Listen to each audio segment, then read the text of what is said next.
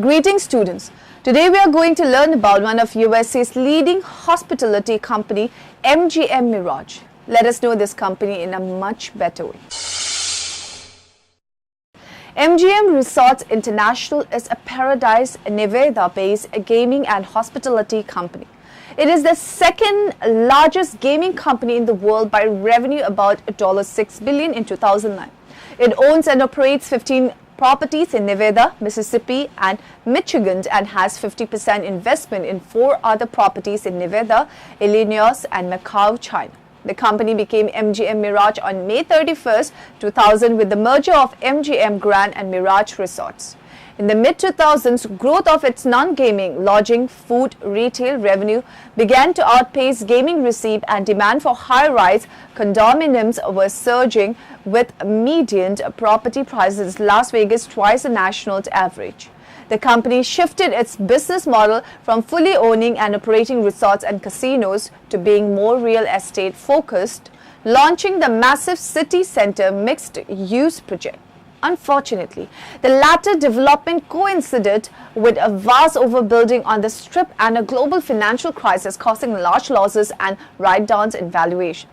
In June 2010, the company changed it to its present name to reflect its latest strategy of expanding worldwide, including licensing its brand and expertise to develop non-gaming hotels and residencies through 6 global offices of its subsidiary MGM Resorts Hospitality. It has agreements to develop and manage a non-gaming Bellagio, MGM Grand and Sky Lofts hotels in countries such as Dubai, Abu Dhabi, India, Vietnam, Egypt and China by 2030.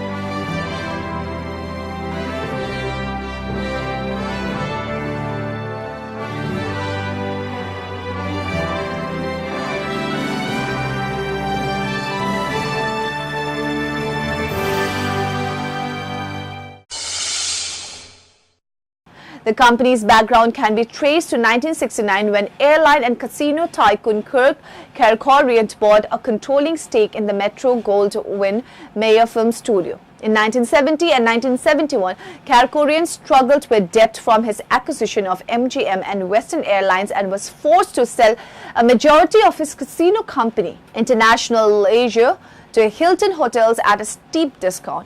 When the Las Vegas Hilton, the casino he had built, subsequently became the most successful hotel in Las Vegas, Kerkorian was inspired to lead its studio into the gambling industry. It opened the original MGM Grand Hotel and Casino, now Bally's Las Vegas, in 1973. The MGM Grand Reno followed in 1978. On April 18, 2011, an initial public offering was announced for the MGM Macau property. Under the agreement, Pansy Ho Chiu King would receive a 29% stake in the company's MGM China Holdings Limited, which has been created as a listing vehicle for the IPO. MGM Resorts would hold 51% and the public would receive 20%. MGM Macau casino operator raised $1.5 billion from its initial public offering on the Hong Kong Stock Exchange. On 9 January 2013, MGM China Holdings Limited received formal government approval to build its second resort in Macau. The venture will pay a land premium of $1.29 billion, Patakas $162 million, and annual rent of $2.15 million Patakas to develop a 5-star hotel and a casino resort. The new project will give MGM China its first resort in Macau's Cotai area. The casino resort, which will include 1,600 hotel rooms, 500 gaming tables and 2,500 slots, will take as long as 36 months to build.